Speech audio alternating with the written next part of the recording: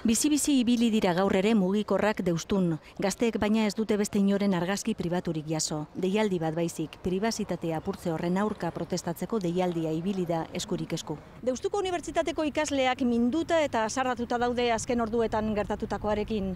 Uste dute urrunegi joan den gezur bola bat dela eta geldiaraztea nahi dute. Elkarretaratzea jendetsua izan da. Gazteek eurek deitu dute, eguneko zereginen artean izan dute haserrea adieraztea. Deialdira irakasleak ere bertaratu dira. Ari direz esaten da suizidioak egon direzela, ez dakizen bat atxilotu da, hori guztia gezurre da. Uste dut garrantzitsua dela honen kontra aritzea, edonorri gerta dakiokelako, zure intimitatean ite dituzun gauzak, jentiak ero ez ikusteko. Gelditu egin behar dugu guztia, ze bestela aurrera doa eta zinezkoa da. Unibertsitateak hasierako unetik ezeztatu zuen euren wifi sistematik alakorik zabaldu zenik eta webgunean dauka atzotik adierazita gertatutakoaren aurrean duen jarrera. Ikasleak ere arduratuta daude erakundeari egin zaion kalteaz, baita ikasleen familiei ere.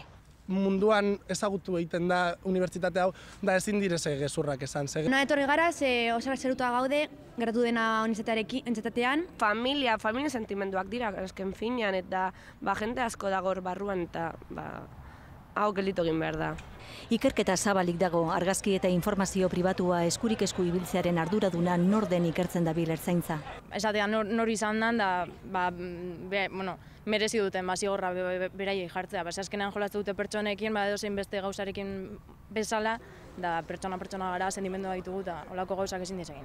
Momentuz gaztebik salatu dute gertatutakoa, batak beren argazkiak zabaltzeagatik eta besteak mugikorra manipulatu diotelako.